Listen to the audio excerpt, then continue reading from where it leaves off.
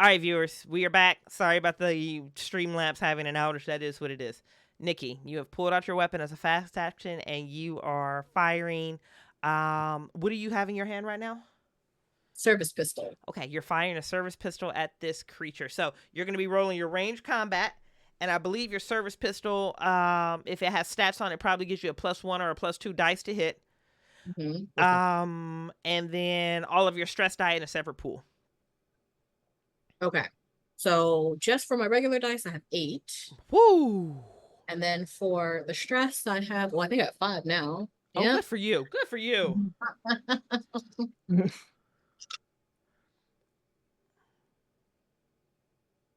2. Okay. So that's 3 successes and then 2 on the stress die.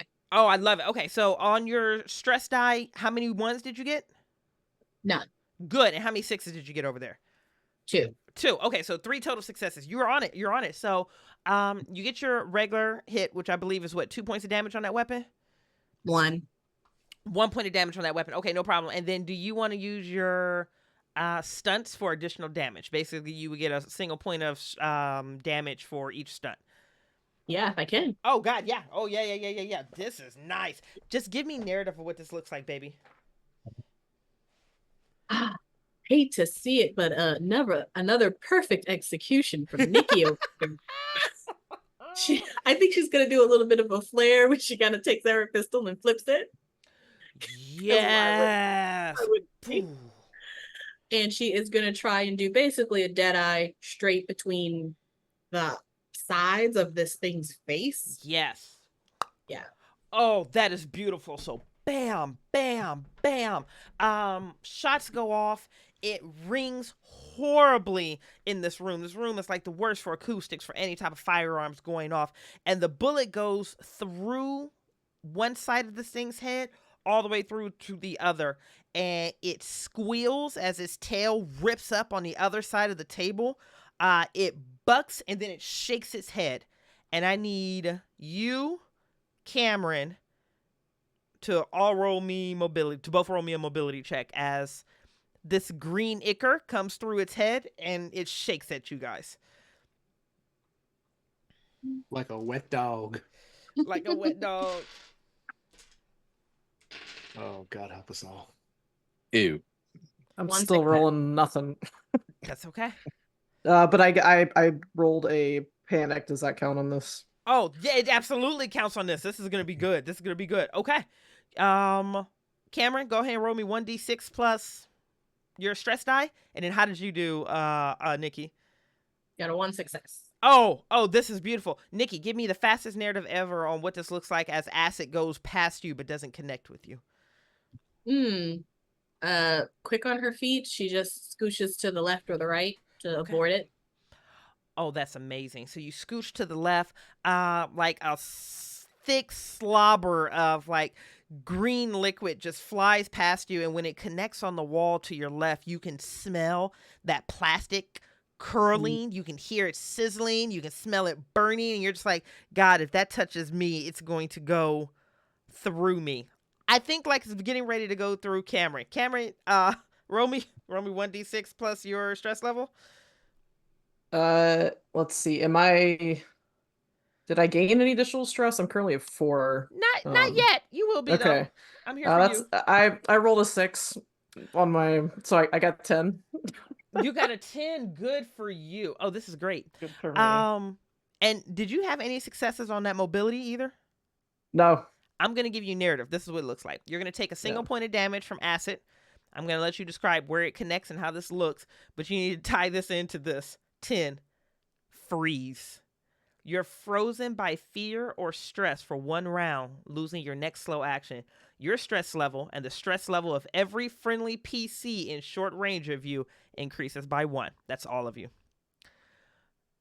Cameron, just give me a quick narrative of how you're cooking and unable to do about it, and unable to do anything about it. Yeah, so the acid just hits, and they just are watching their leg bleed, and then on the other leg, acid hits that leg. Oh, They're just like, neither of my legs are working, and just are staring at the two injuries. Oh. Oh, that's sexy. That's hot. That's hot. That's hot. Okay. Amazing. Amazing. Amazing. This is going to be Skip. I need another D6. This is my last xenomorph in play. This is the one that was in the corner of the room. 2. This thing gets down on all 4 legs and it approaches you, Cameron. Playing with its prey. The Xeno attacks but not to kill. The target is knocked to the ground and drops all handheld items but otherwise takes no damage. The Xenomorph stands over them, taunting its prey so that the game can go on. The victim gets +1 stress level and must make an immediate panic roll. So this thing comes to you on quadruped, sees that you're just frozen in fear, and there's just this delight in its predation. Its tail whips out, it catches you behind the knees, and your back hits the floor, and this thing just curls on top of you and looks down. You can feel yourself being covered, drenched, rained in this mucus. And what's your panic? 1d6 plus your current stress level. I keep rolling 6s, so 12. Oh, I'm so happy for you. You keep getting higher. Happy for her. That makes one of us. One of us. Listen, I'm the one that matters here, right? Yeah. All right, Cameron. That's true, boo-boo. Scream. Yep. You scream your lungs out for 1 round, losing your next slow action. Your stress level is decreased by 1. But every friendly character who hears you scream must make an immediate panic roll. You two in the room, I need a 1d6 plus your current stress level. 6. Thankfully, it's only 6. Oh, thankfully it's only a 6. I rolled a 1 on the D6. Oh, thankfully it's only a 6. Okay. Hey, out of yourself.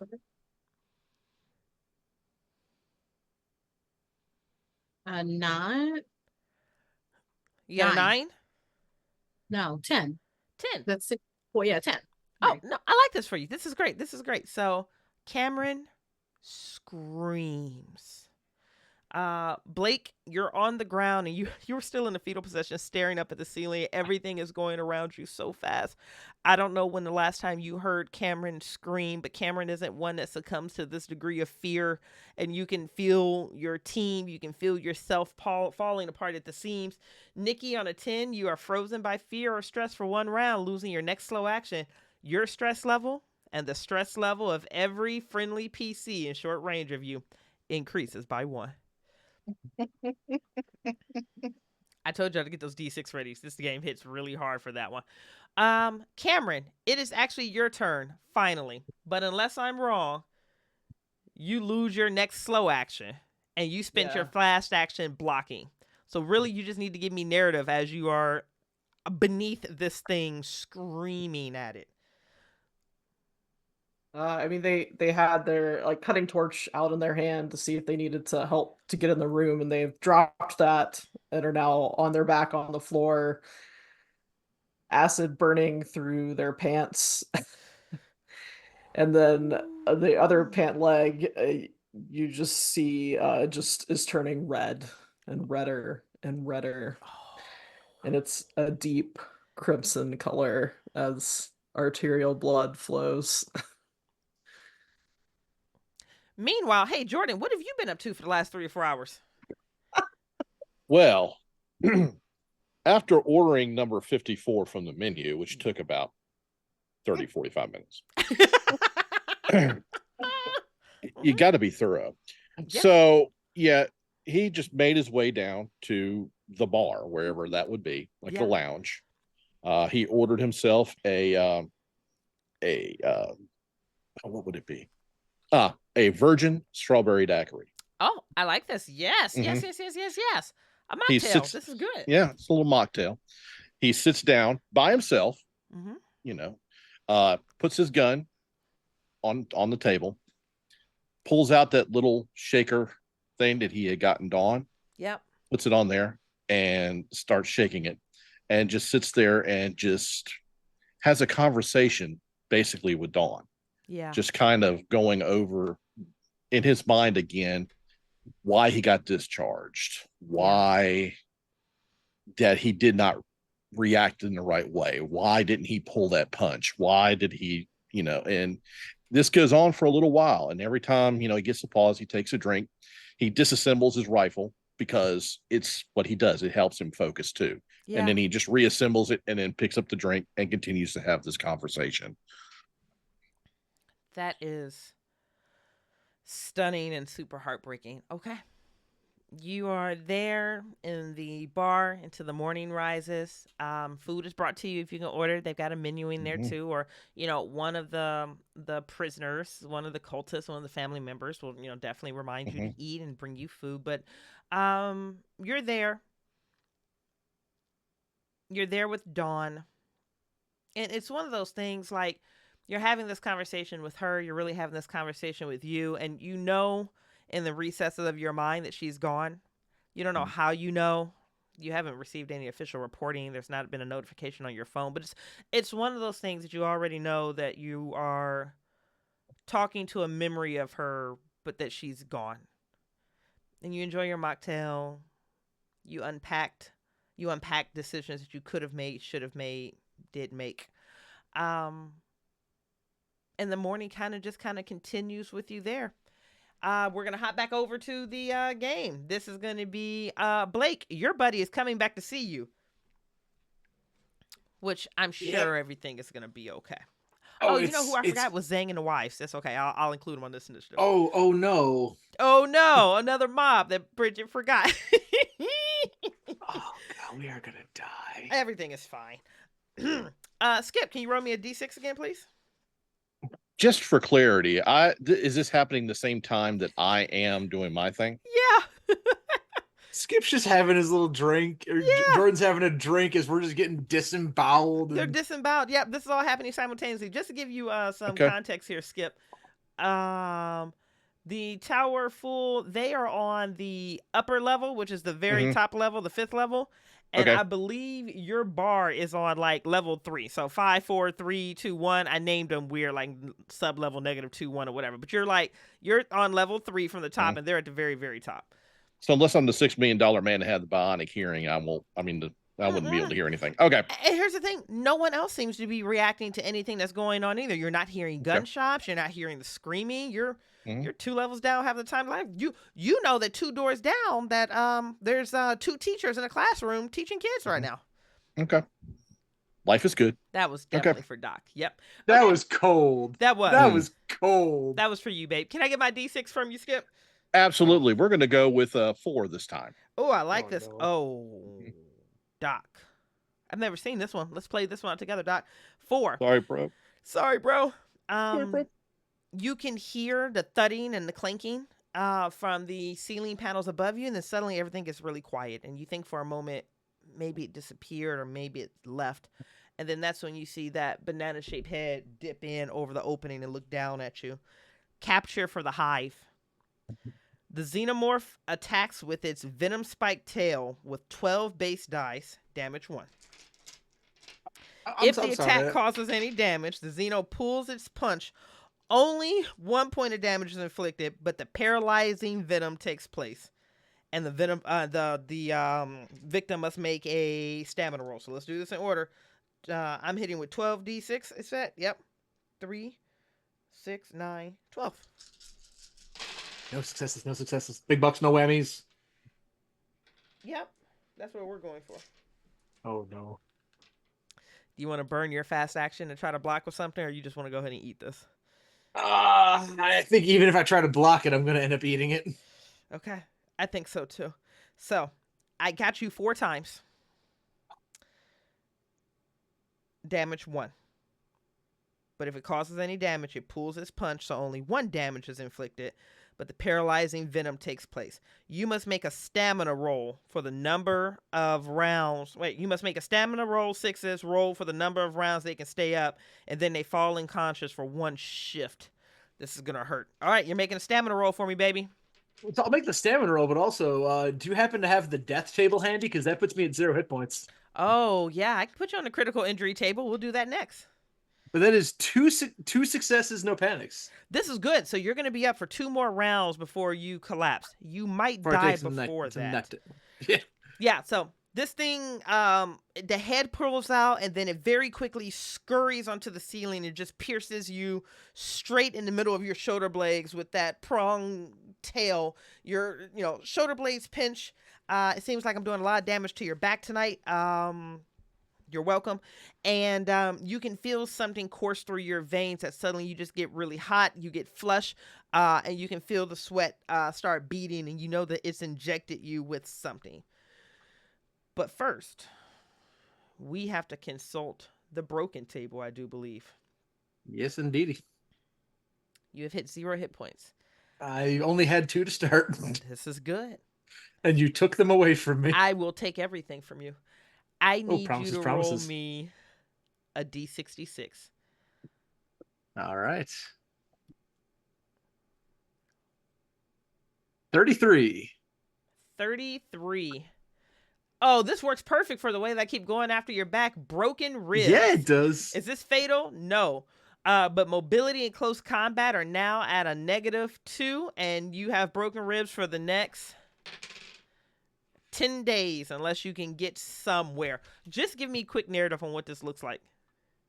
So yeah, Blake he's crawled out of the hole. He doesn't see what's happening behind him, but he's hearing the screams and the snarls. And as he tries to get himself up onto one elbow, something just catches him right in the back. Oh. And as it hits him, the force from the stinger pushes him into those chairs that he was trying to use as a defense mechanism. And he just slumps over the front of this chair that he was readying himself on, goes right into it, and you might be able to hear it over the sounds of everything, literally everything else going on. But there is just an audible, just series of crunches. Oh. And he inhales with this pained wheeze. Oh. Trying just to catch his breath as he's laying there in just not a good state. Oh, that's good. That is good. You're slumped over a chair as this thing, like that one last rib just as this thing, detaches its tail from you and it spins. The good thing is, based on your description and the way initiative works, Meredith was banging on that panel for the glass to open, and you just threw yourself in a chair closer to that door. So she's going to backslides up against the wall, and she screams again as she's watching your rib cage just collapse beneath the force of this creature. And she's going to grab onto the collar of your shirt and then grab onto like the middle of your shirt, and she is going to pull you rapidly, just pull you out of this room with her. As you guys both collapse on the ground. I cannot imagine how painful that's going to be for you right now. But she slams her hand on the pad and the doors close. There is, at least for the moment, some distance between you and I think all of your friends that are getting ready to die. As she's doing that, is a brief moment of levity because Blake is Blake, let's be honest. As the door closes, she's... I thought you didn't like me.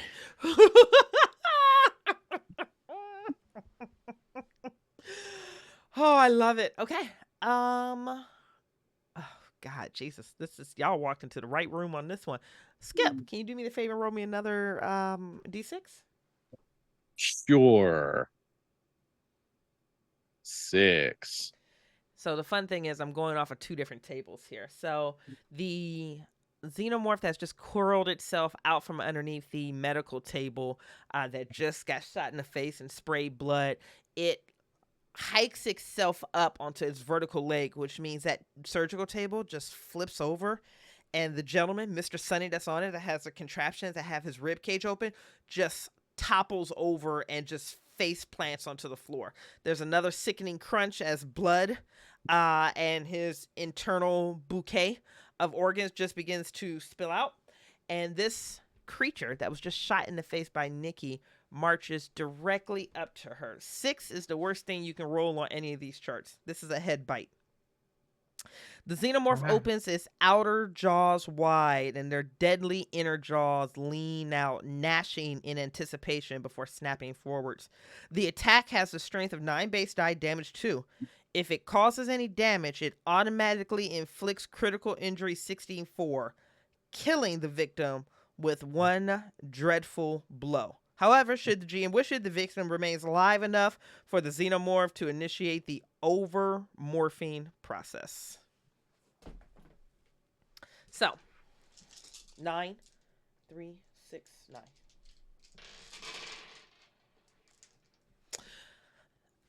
The table flips over. Sunny is for sure never going to ascend again. And this creature comes face to face with you, Nikki, with a trembling maw. That pharyngeal jaw just slowly opens up and it juts out at you. And it comes within a centimeter of connecting with your nose, and it stops. And you're looking at 2 set of silvery metallic teeth that are trembling as this mucus, this drool, continues to fall out of it. And it retracts back into the lower mouth, and the creature shakes its head at you, and then you can feel its tail go between your leg and wrap up around your hip as it steps back, almost as if it's making, or it's putting you in a defensive position behind it. And now its entire attention right now is on Cameron. Zhang and the wives, who I totally forgot about last game. Zhang, I'm just going to say, and the wives were a little stunned by everything that happened. And Zhang looks up and he goes, okay, please. No one has to, just stop. Please stop firing. Please stop attacking. Please stop. Just you're in a holy space and you're interrupting a holy ritual. Just stop. Please stop. One of the wives ducks her head and she immediately runs to a panel on the wall. She opens it. There's a red button sitting there, and she just puts her hand on it as if she's preparing to touch it. The other wife is going to fall to the ground in front of Mr. Sunny to check his pulse and to attempt to try to turn him over. That was the worst decision she could have made in this moment for him. And that's kind of where we are. Blake, you are outside with broken ribs, something coursing through your veins, and Meredith that is grabbing at you, pawing at you. I don't know where we go. I don't know what to do. We can't get off the planet. There's nowhere to go.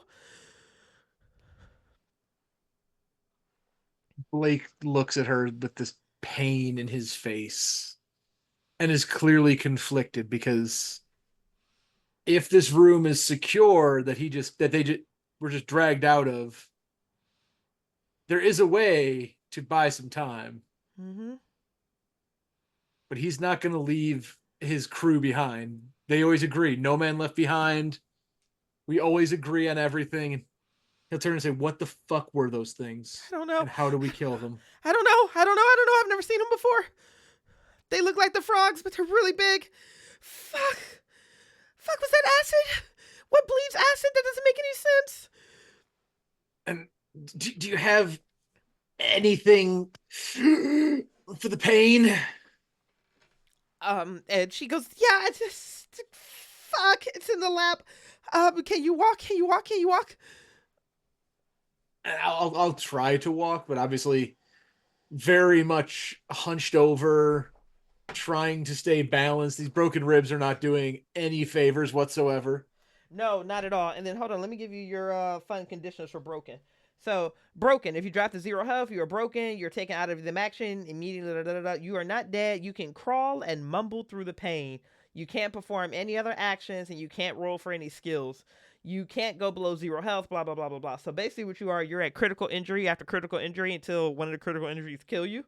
But you're not dead. You can crawl and mumble through the pain. You just can't take any actions. Yeah, And not to mention that very shortly that venom's going to be doing some damage. Yeah. I will try to walk with her towards the lab. Oh. And as I'm walking, I'll say, is there an armory or is there anything we can use? Oh God. And as Uh-huh. as he's walking, his footsteps are just getting slower. But he's leaning heavily on Meredith to get him out of there. Yeah. He's like, we can't leave them, but I'm not gonna be much good in there. Fuck. I can't. Just fuck. And on this level, let's see. She's a quick thinker. She's a smart girl. She's a One would sneaky hope. girl, but she is a smart girl. Let's hold on guys. Let me just pull up Ascension. I'm trying to throw you a bone here, baby. I'm gonna see what else I have I can throw at you really fast that she can do for you here. So on this level, she doesn't have access to the two unknowns, even though you just broke into there. There's the boiler, maintenance, bricks. So boiler and maintenance, that's the best that she's gonna be able to do. So she is going to kind of like drag you, hobble you the rest of the way, and she's gonna drag you down 2 doors, and she's gonna close you into the boiler maintenance area. So she's just gonna, like, that's one of those things everyone get access to. So she's gonna paw open and she's gonna put you in there. She says, I'm sorry, I'm gonna go. You can't walk, you can't move, and I don't want them to get you. I'm gonna go to my lab, and I'll come back. I promise I'll come back. Fuck. As she sits Blake there, a trembling, slow moving hand is gonna reach to his belt. And he's gonna cock his gun and say, when you come back, knock twice.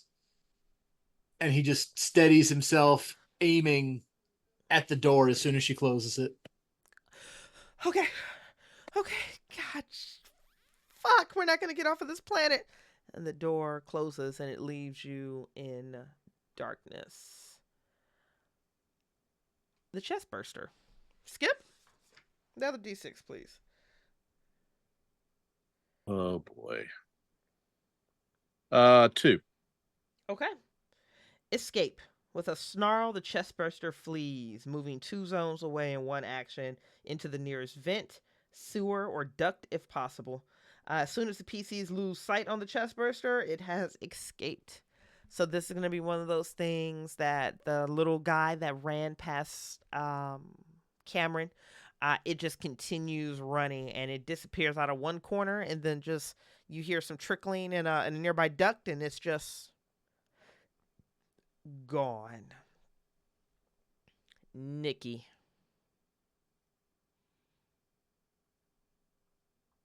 Oh, you're muted. You're on mute there. Of course I would. When I see this little creature scurry on the ground, can I put 2 and 2 together? I will allow you to put 2 and 2 together if you feel good about putting 2 and 2 together. How about this? I think at this point, she doesn't think what happened was a dream. Okay. Because she just kind of, I think when she sees the little thing scurry out, she's like, oh, is that what I saw? But she still technically doesn't know what happened. Right. That's good. I'm good with that. That's sold. Yep. Okay. And you're being felt up for the second time since you've been on this island. I know. Or on this I'm planet. my gun, right? I didn't drop it, I don't believe. Nope. I think I'm gonna look over at Zhang and as calmly as possible be like, can you, because I think she's I think the xenomorph still has her tail around me. Yeah. Can you you let whoever this is know that I'm not interested, or what can we could it let me go? And he looks to you, he says, just no sudden movements. I think you're chosen. And he smiles at you and he looks up at this thing, and then it's like he looks up and then just doesn't look at it, doesn't make eye contact for long. His focus is back on you. Just no sudden movements, and I can calm all of this down. if we stop firing, if we stop shooting, I can save your friends. Can I do a quick look around to number one, see if I can see Blake anywhere? Blake is not in this room, and he's not in the adjoining room. Blake is gone.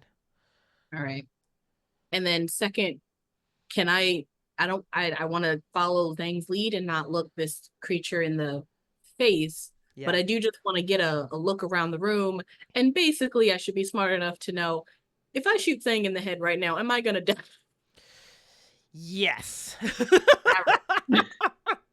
I'll even give you more because Nikki is a smart character. If you shoot Zhang in the head right now, you're going to die slowly.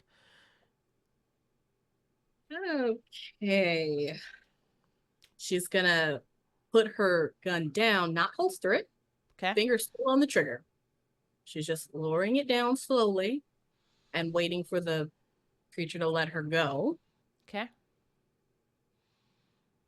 All right.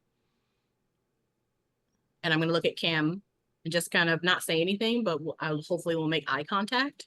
Okay. Like, we're cooperating. Which is perfect because the next go is the other alien in the room, the one that is like pinning Cam down, the one that's like hovering over Cam, and I'm just going to put that one in a hold. Cameron. I think, based on the injury, I don't think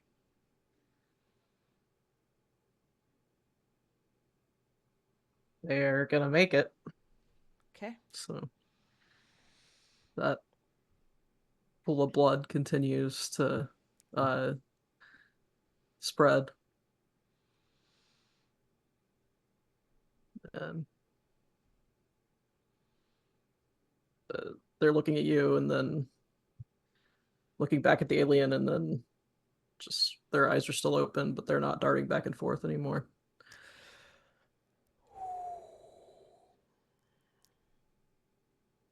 Zhang takes stock of the situation.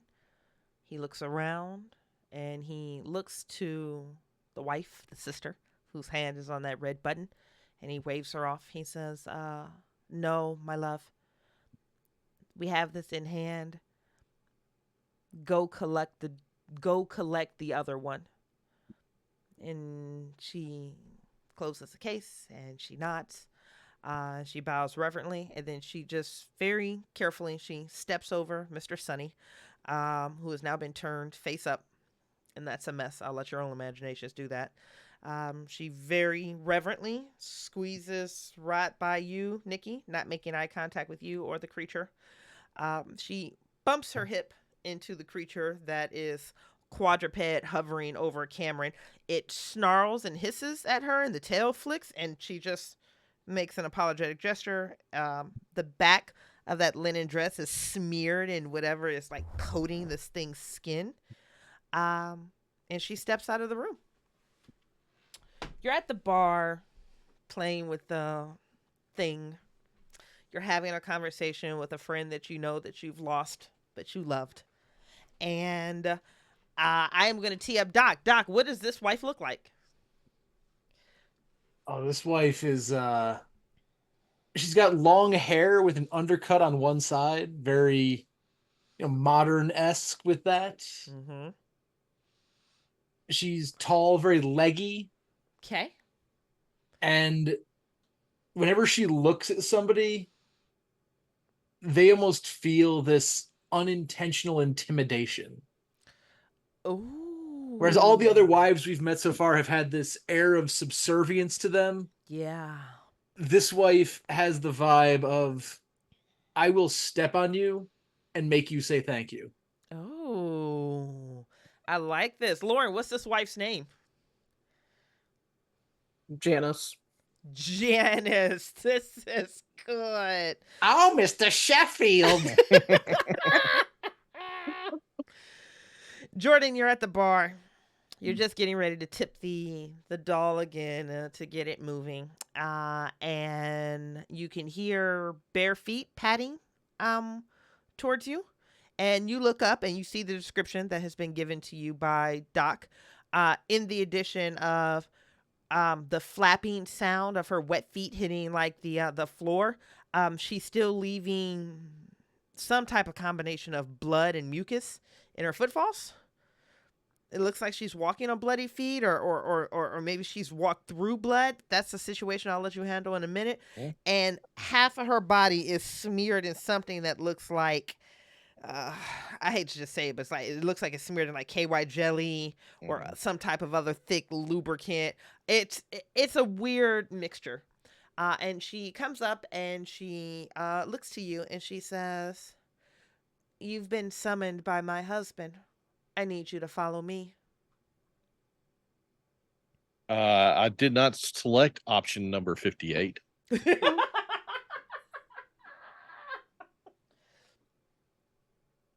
And her head tilts and she says, "You've been summoned by my husband and I need you to follow me."